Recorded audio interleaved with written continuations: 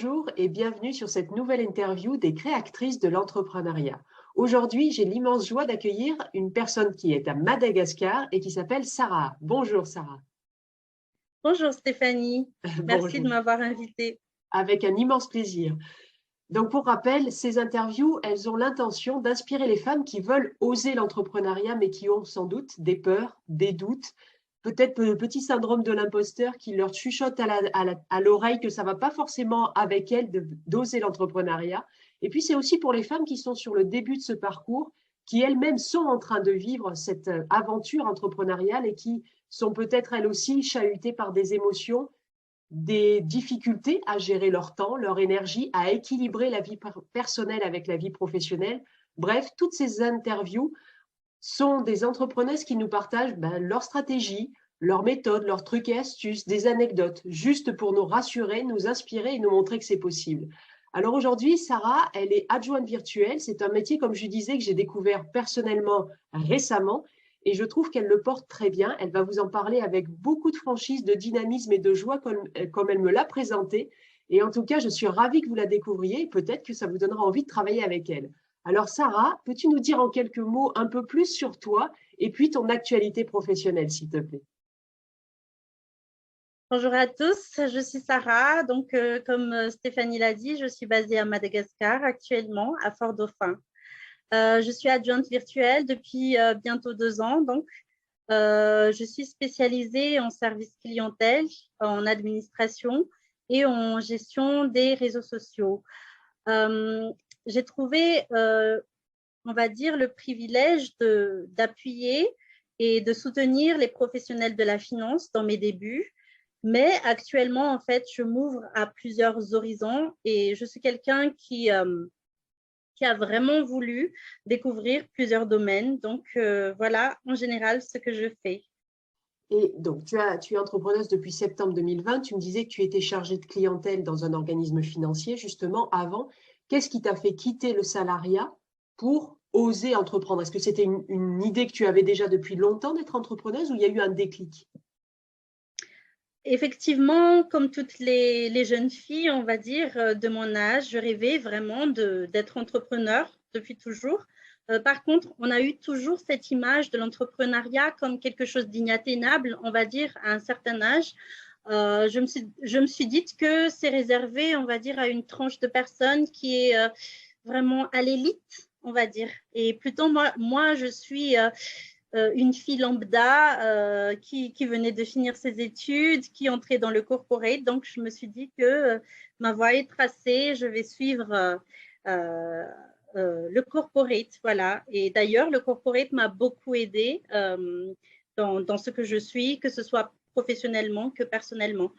J'ai été chargée d'affaires dans une banque française. Donc, j'étais plus dans tout ce qui est soutien des grands groupes dans leur préparation de dossiers pour les montages, pour la finance, on va dire. Et d'une part aussi, je faisais en sorte que ces clients-là, en fait, soient satisfaits des opérations de la banque. Voilà, en général. Et alors, qu'est-ce qui a fait? Ensuite, Vas-y. oui, le déclic s'est Ouais. passé après un bébé. Donc, je voulais être présente. Il y a eu ce petit être, on va dire, que j'ai dû quitter après un mois et demi d'accouchement pour reprendre le travail. Donc, je ne me sentais pas vraiment très satisfaite de cela. Et à part cela, en fait, j'ai dû faire aussi, j'ai dû réunir notre famille, on va dire, rejoindre mon mari qui était loin de nous. Donc, le fait que je devais quitter ma ville, en fait, m'a poussée, on va dire, à chercher des moyens de pouvoir continuer le travail que j'aime, qu'importe où je suis. Et même depuis ma grossesse, je me suis déjà renseignée sur les possibilités qu'il y avait en ligne sur le genre de travail que je voulais. Et voilà, c'était le déclic. J'ai fait le saut, j'ai investi, on va dire. Voilà, donc j'ai fait l'investissement d'un ordinateur portable, j'ai pris la connexion Internet et j'ai sauté dans le vide, on va dire. Voilà. Oh, génial. Est-ce que ça veut dire que tu as quand même vécu des peurs, justement, ce saut dans le vide? Comment tu as vécu ça au niveau émotionnel, d'oser l'entrepreneuriat? C'est terrifiant. C'est vraiment terrifiant. Au départ, en fait, c'est terrifiant. Pourquoi? Parce que j'avais eu le confort du salaire à la fin de chaque mois. On va dire que c'est plus facile c'est beaucoup plus facile, on va dire, quand on reçoit un salaire tous les fins du mois. On est assuré que ça se passe bien. Par contre, cette fois-ci, pour moi, c'est que si je n'avais pas de clients, en fait, je ne pourrais pas vivre de cette entreprise-là. Donc, c'est vrai qu'au début, c'est un peu dur, on va dire. Je dis que c'est dur, mais ce n'est pas impossible. Il y a d'abord la formation que tu dois faire, d'une part, mais d'autre part aussi, le fait d'atterrir dans l'entrepreneuriat où tu dois gérer beaucoup de choses à part tes propres tâches, ça, c'est quelque chose que j'ai appris sur le tas. Voilà, donc c'est terrifiant, c'est vraiment terrifiant au début, mais après, en fait, quand tu atteins tes objectifs petit à petit, par exemple, tu as ton premier client, tu commences à maîtriser quelque chose que tu ne savais pas avant, il y a cette forme d'assurance qui vient avec le temps et ça fait du bien. Voilà. Là, tu illustres quelque chose que je fais dans mes accompagnements des créatrices, c'est qu'en fait, que la peur, elle disparaît seulement dans l'action. Et par contre, tant qu'elle reste dans notre tête, elle grossit, et puis Oui. elle nous empêche d'avancer, quoi, en fait. Donc, bravo d'avoir mis ça en place. Ça veut dire que tu as fait comment, toi, pour te faire connaître, puisque tu dis, on monte, n'importe quelle entreprise monte pas du jour au lendemain de 0 à 100. Donc, comment tu as fait? Quelle stratégie tu as mis en place, toi, pour te faire connaître, avoir ton premier client? Et combien de temps ça a pris, finalement? Alors, je dirais que j'ai été chanceuse au départ. Je savais qu'il fallait que je m'inscrive en fait dans les plateformes de freelance d'abord. Donc, c'était le chemin le plus court que j'avais. Je me suis inscrite sur la plateforme américaine Upwork en fait et j'ai proposé mes services en tant qu'assistante virtuelle et j'ai proposé également mes spécialités, donc le service client qui m'a beaucoup plu et l'administration générale. Donc, l'administration, c'est plus le soutien administratif, tout ce qui est gestion d'email, être le bras droit, on va dire, de quelqu'un, d'un dirigeant qui n'arrive pas à venir à bout de ses journées, en fait, qui a beaucoup de tâches, donc qui a besoin de se délester de plusieurs tâches à son niveau. À l'époque, je ne proposais pas encore de gestion de réseaux sociaux parce que ce n'était pas ma spécialité. Je connaissais, mais je ne savais pas en fait comment le faire vraiment. Donc, voilà, je me suis inscrite sur la plateforme Upwork et j'ai cherché des missions. J'ai cherché parce que ce qui est bien avec la plateforme Upwork, c'est que les personnes offrent des missions en fait et c'est à nous de postuler, un peu comme mettre des CV, voilà. Et j'ai trouvé une mission avec quelqu'un en Europe de l'Est et j'ai sauté dessus. En fait, c'était une sorte d'étude. Ce n'était pas vraiment encore mon domaine, mais c'était une mission, donc je l'ai pris. Voilà, donc quand je l'ai lu, je sentais en fait que j'avais les compétences là-dedans, même si je n'ai pas l'expérience. Donc, je l'ai fait.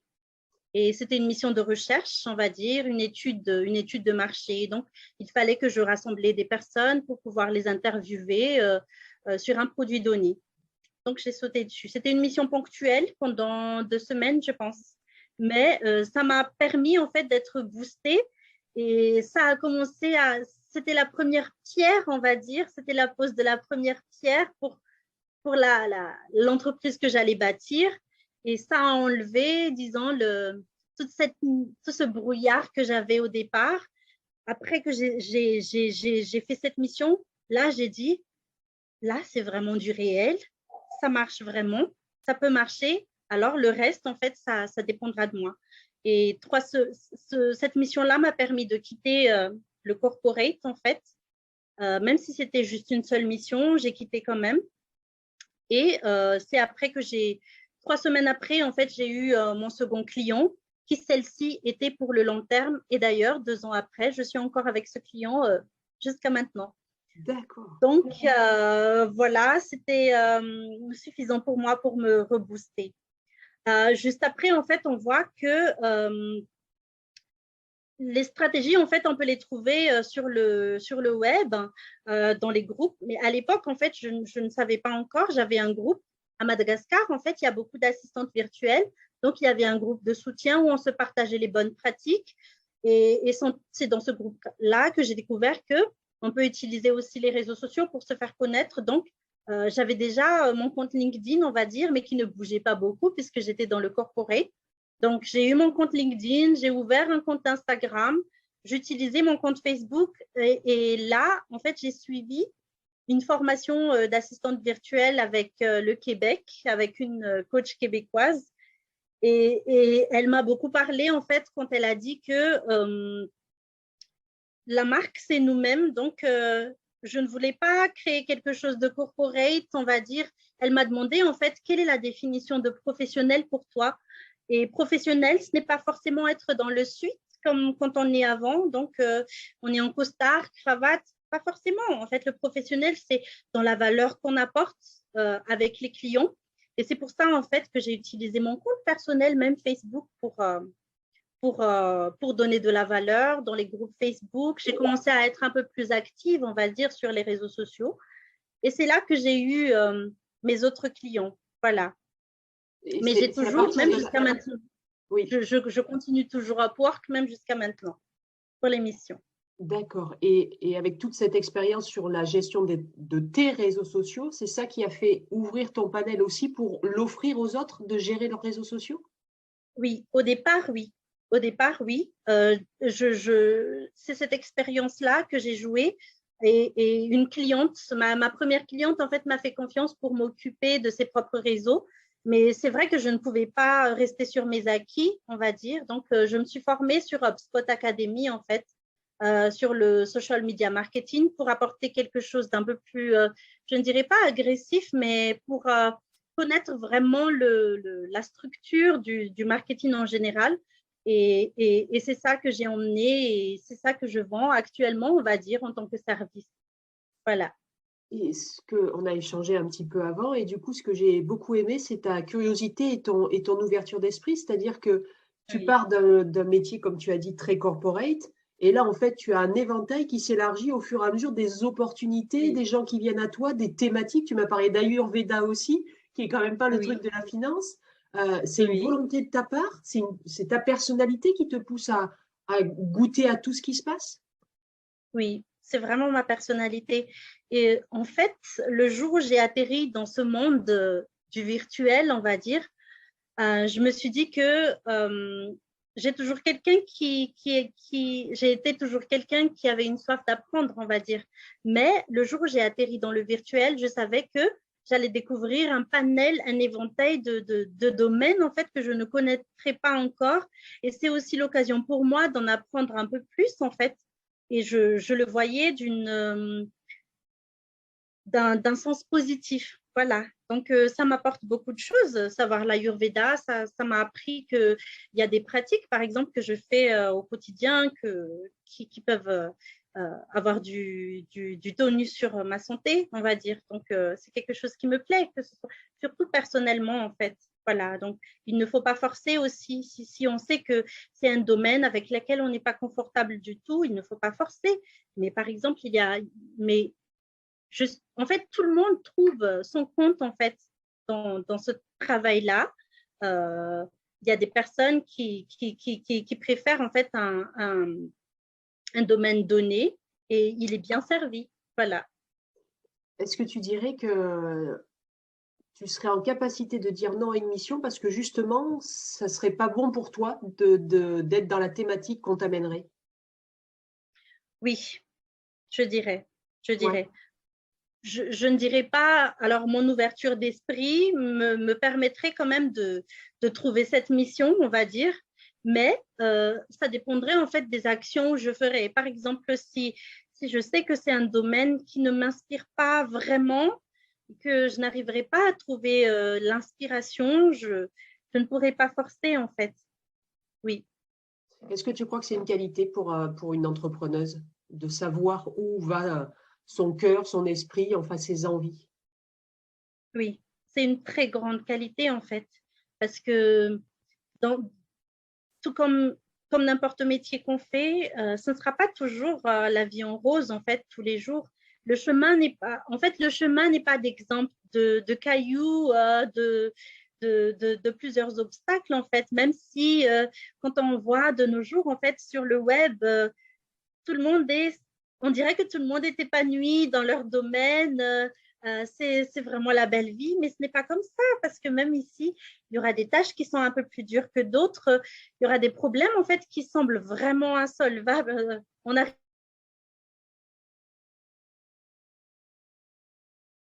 en fait, en amont, les choses qu'on aime nous permettent au moins, nous permettent comment dire ça, de s'accrocher. Voilà. À quoi tu t'accroches, toi, dans les moments difficiles? Est-ce que on parle beaucoup de la vision pour un chef d'entreprise. Est-ce que toi, tu as une vision, une mission? Il y a les deux mots. Là, j'ai fait une interview hier et on a parlé plutôt de mission que de vision. À quoi tu te raccroches, toi? Alors, en fait, d'une part, il y a mes rêves, hein, je veux dire, en tant que personne physique. Donc, c'est sûr que je le fais par passion, mais il faut que ça soit aussi rentable pour moi. Donc, j'ai des objectifs financiers, j'ai des objectifs personnels.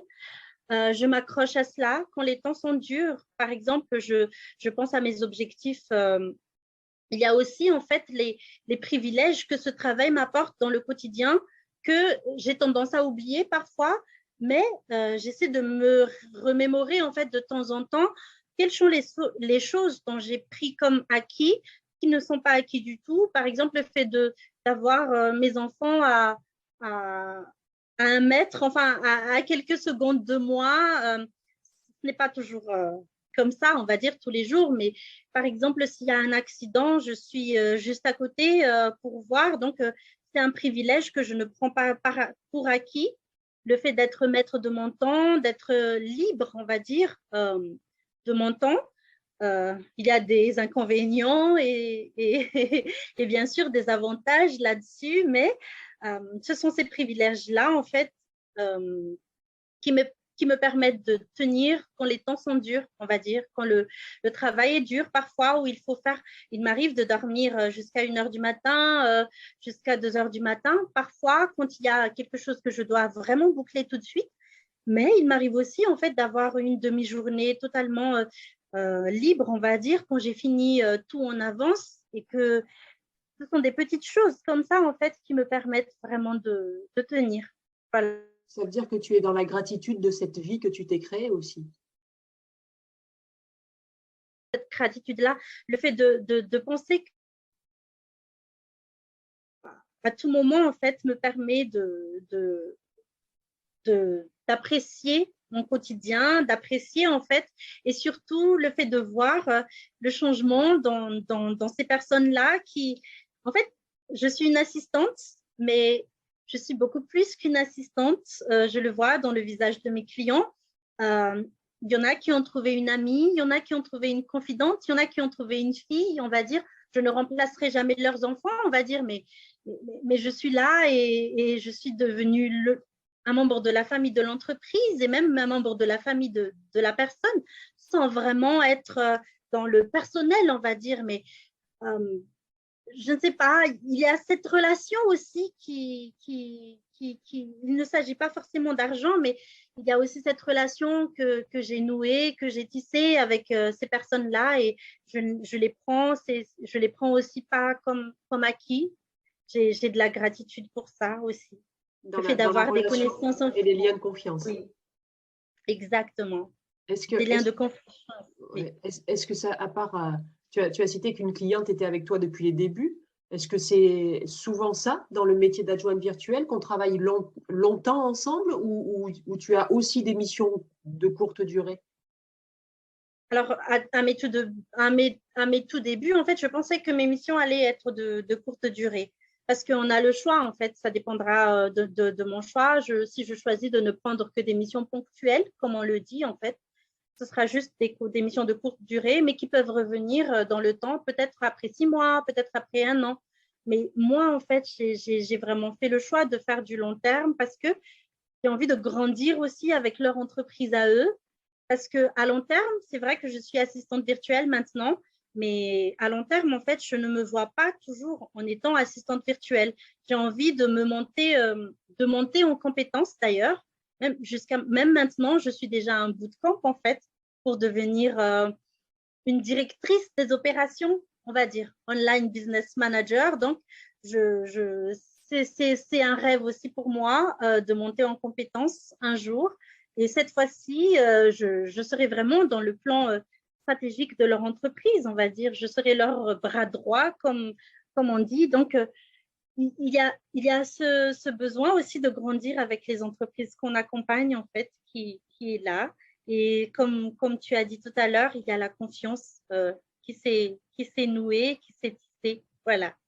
Et ça veut dire qu'en 2 ans, tu es déjà à penser et à travailler à passer à un niveau supérieur.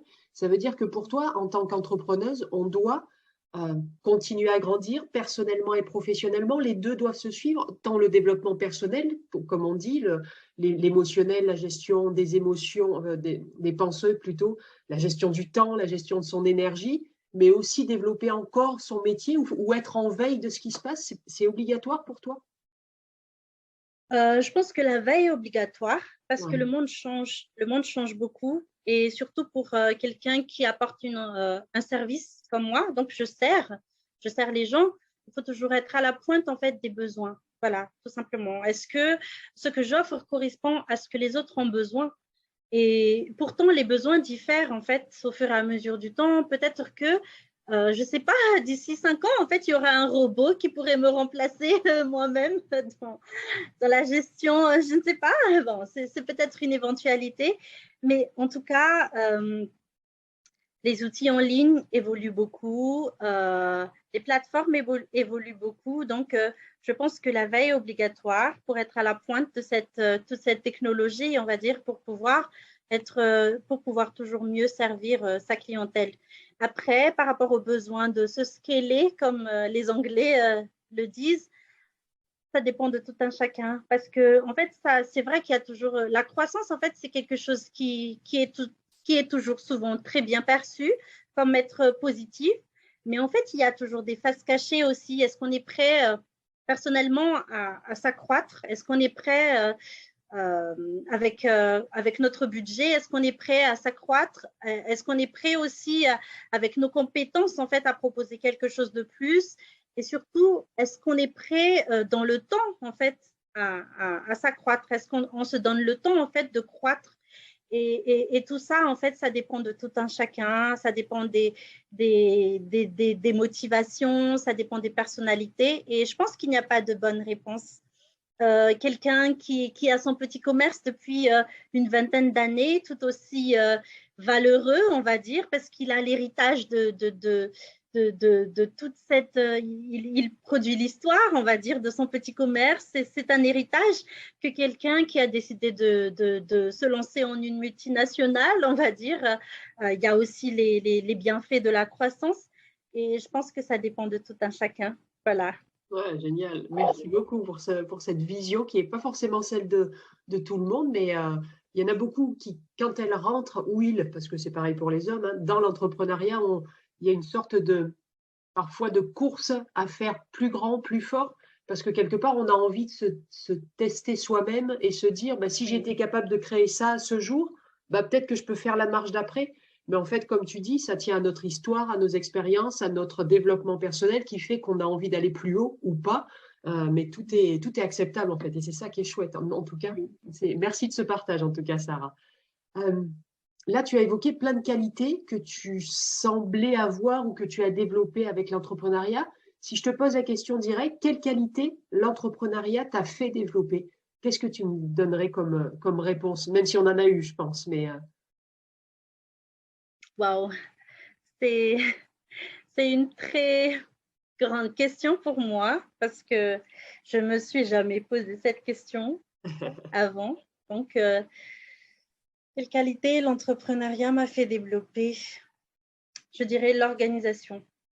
ok, qui est différent que quand L'organisation, tu étais chargé d'affaires? oui.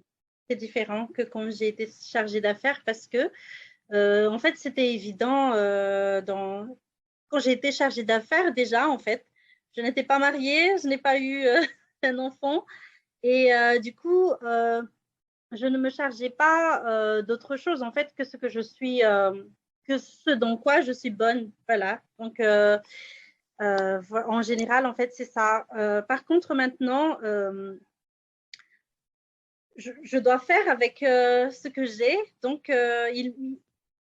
c'est ça que j'ai développé en fait au fil des années, le fait de m'organiser avec ce que je sais, parce que il y a toute cette entre ce que j'aime, ce que je veux faire, entre ce que je dois faire, entre ce que j'ai su faire.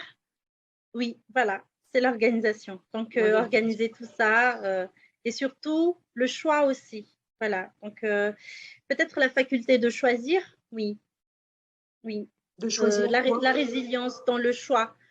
Vraiment, par exemple, si je te disais que depuis 2021, j'ai acheté, je dirais, une vingtaine de formations. Et pourtant, le temps ne me permet pas de toutes les suivre, les consommer, on va dire. Donc, je dois choisir en fait qu'est-ce qui doit être fait pour le moment. Il y a des formations qui vont me permettre vraiment de se scaler à long terme, mais ça ne correspond pas encore à mon besoin court terme pour le moment. Et du coup, je dois le mettre dans un horizon bien défini dans le futur. Et pour le moment, je garde les formations qui me permettent d'avancer sur le moment. Oui. Ça veut dire qu'aussi, en tant qu'entrepreneuse, c'est une nécessité ou une obligation de se former? Tu as parlé de Je ne bootcamp, tu dirais as pas parlé de une formation obligation. achetée. C'est pas une obligation? Ce n'est pas une obligation. Ce n'est pas une obligation. Comme tu as parlé de syndrome de l'imposteur, Oui. et moi, je vais être transparente que même jusqu'à maintenant, j'ai ce syndrome. Okay. En fait, c'est pas quelque chose qui part comme ça. Je pense que, comme tu dis, c'est dans le feu de l'action, en fait, que ça part. Donc, si j'ai peur de faire quelque chose, en fait, c'est en le faisant tout le temps que j'aurai l'assurance de le maîtriser. Et justement, en étant entrepreneuse, en fait, il y a plusieurs, comme j'ai un large éventail de domaines qui s'offrent à moi, c'est sûr que j'achète des formations en fait pour enlever ce syndrome d'imposteur, pour pouvoir avoir un bout de maîtrise. Mais même avec toutes ces formations, en fait, si on ne les applique pas, ça ne sert pas à grand-chose. Donc, je dirais que ce n'est pas une obligation.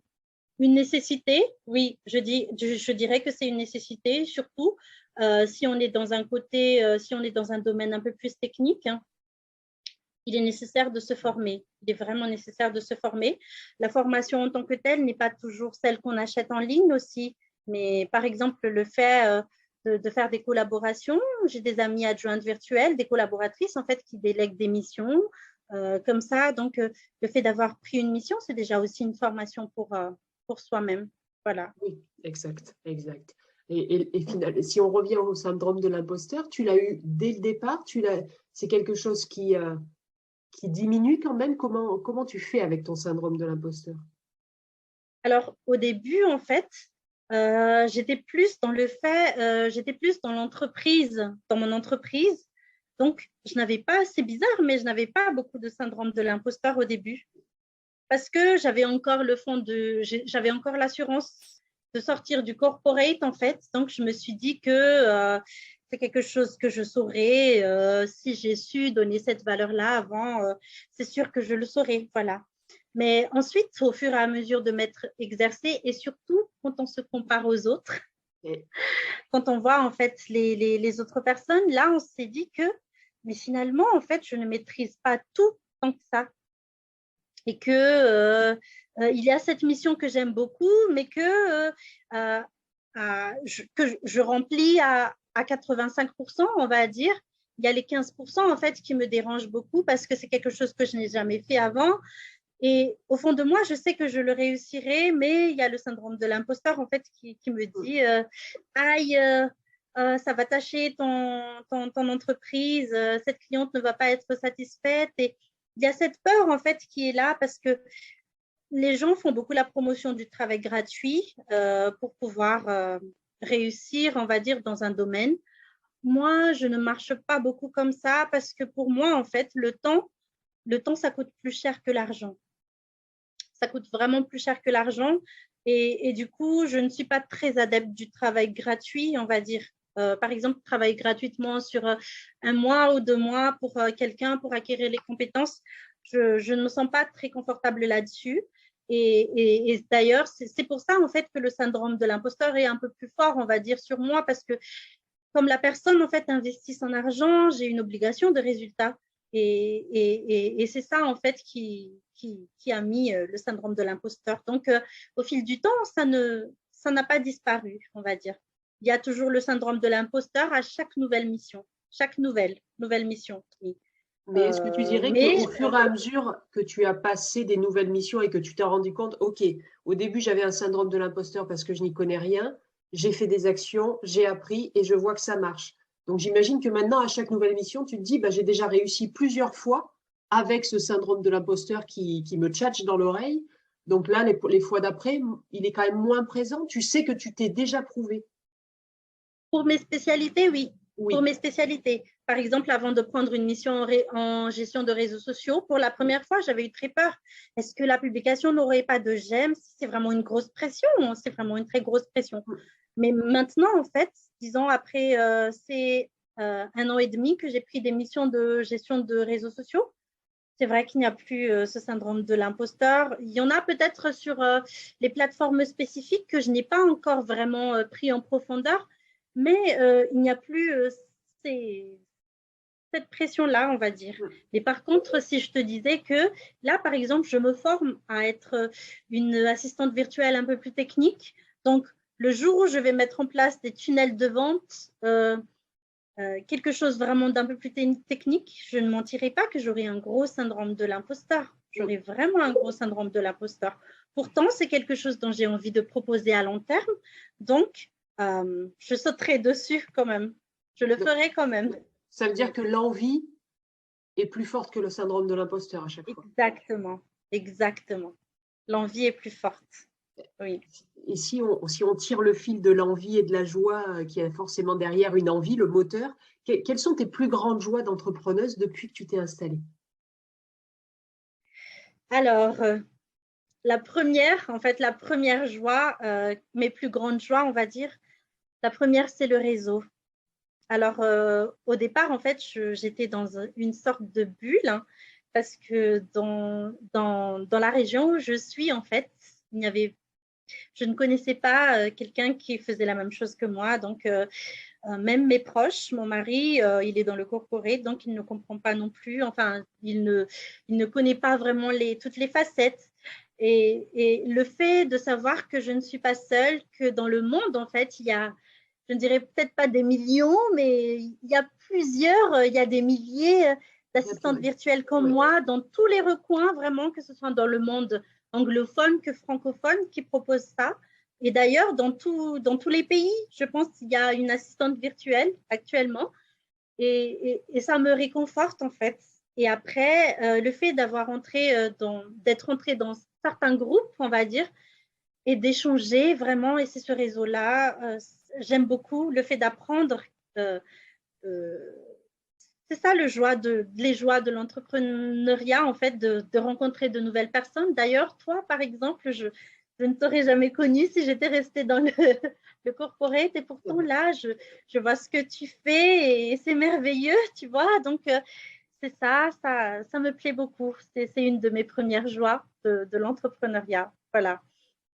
Et le fait de pouvoir aussi, j'ai l'impression en fait que en entrepreneuriat, il n'y a pas de limite à ce qu'on fait. Voilà, donc que ce soit sur les compétences, si demain je me décide en fait de switcher dans un autre domaine, par exemple dans l'IT, donc dans tout ce qui est informatique, quelque chose comme ça, je peux le faire. Je peux le faire. Je veux dire, je peux prendre des personnes spécialistes pour travailler avec moi et faire ça si c'est quelque chose qui me plaît. En fait, c'est cette liberté en fait qui me plaît dans l'entrepreneuriat, à part le fait d'avoir plusieurs personnes qui nous côtoient, qui font des partages avec nous. Donc voilà, c'est les joies pour moi. Ouais. Et comme j'ai dit tout à l'heure, tout est possible. Tout est possible. Enfin, et surtout la liberté de notre temps aussi. Oui, excellent. Que les gens ont tendance à, disons, surestimer parfois, mais qu'en réalité, il y a beaucoup de travail derrière, comme tout entrepreneur. Voilà. Ouais, génial. Merci pour tous ces partages. On s'achemine doucement vers la fin de l'interview. J'ai 2 dernières questions pour toi. Quel conseil tu te donnerais à ton toi d'avant ta création d'entreprise? Le premier conseil que j'aurais donné à la Sarah d'avant, c'est d'oser. Alors, je dirais, en fait, il y a un coach que je suis beaucoup sur les réseaux sociaux, sur YouTube actuellement, qui s'appelle Julien Guignat, et il a toujours dit 80% réflexion, 20% réflexion, Oui, 80% action. Donc, je dirais à la Sarah d'avant d'agir, de ne pas attendre, de ne pas laisser tous les doutes prendre place et s'amplifier, mais d'agir, en fait. Voilà. Donc, avec l'action, en fait, on peut rectifier de suite si on a fait des erreurs. Avec l'action aussi, on peut voir tout de suite, en fait, qu'est-ce qui marche, qu'est-ce qui ne marche pas. Voilà. Plutôt que de se demander.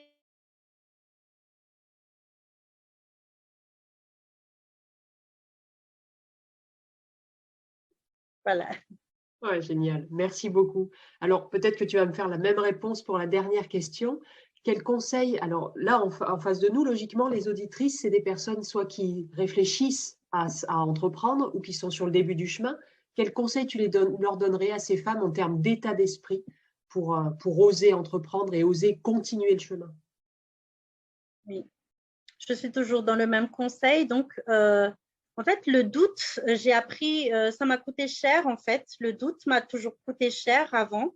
Donc, si je pouvais donner un conseil, et d'ailleurs, c'est un conseil que j'ai donné à des personnes que j'ai rencontrées ici dans ma ville et qui sont assistantes virtuelles maintenant. Suite à mes conseils, je dirais, ose. En fait, tu as, au fond de toi, tu sais que tu as déjà l'étoffe de cette personne-là, de cet entrepreneur-là. Tout ce qui te manque, en fait, c'est vraiment d'oser.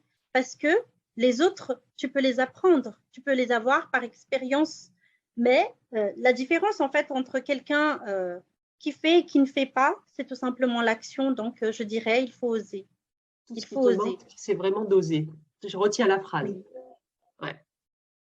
Eh bien, écoute, merci Sarah pour ce partage en toute authenticité avec ton naturel et ta joie. Ton sourire est merveilleux, ça fait super du bien. Est-ce que tu as un dernier mot, une phrase à dire pour clôturer cette interview avant qu'on se quitte? Alors, merci beaucoup Stéphanie, merci pour ce que tu fais, merci de m'avoir donné le privilège en fait de prendre la parole. Et un mot que je dirais à tout le monde en fait, c'est que ah oui, je suis ouverte à prendre des missions si vous voulez travailler avec moi. N'hésitez pas à m'écrire, je donnerai mes coordonnées à Stéphanie et voilà, je suis toujours ouverte. Et pour toutes celles aussi qui débutent, si vous voulez une copine, on va dire, une amie, si vous voulez échanger sur votre domaine, sur les bonnes pratiques, n'hésitez pas aussi à m'écrire. Voilà, donc j'aime beaucoup rencontrer de nouvelles personnes, rencontrer des gens, donc voilà, n'hésitez pas à prendre contact avec moi si vous voulez en savoir plus sur mon expérience, sur le chemin que j'ai parcouru et si vous voulez aussi une oreille pour vous écouter à vos débuts, des petits conseils par-ci par-là, je suis là. Ah, c'est adorable. J'adore quand il y a de l'entraide, de la générosité. Merci beaucoup pour ta bienveillance. Donc, comme tu l'as dit, tu vas me faire parvenir tous les liens que tu as envie de donner, donc Facebook, Internet, enfin tout ce que Instagram, tu as cité aussi. Et ça sera sous la vidéo, donc toutes les personnes qui voudront te contacter pourront le faire. Donc encore merci Sarah. Et puis bah écoute, on reste en contact. Moi j'ai adoré ta personnalité et cette interview. Donc merci et à très bientôt. À très vite Stéphanie, merci beaucoup. Au revoir. Au revoir. Au revoir.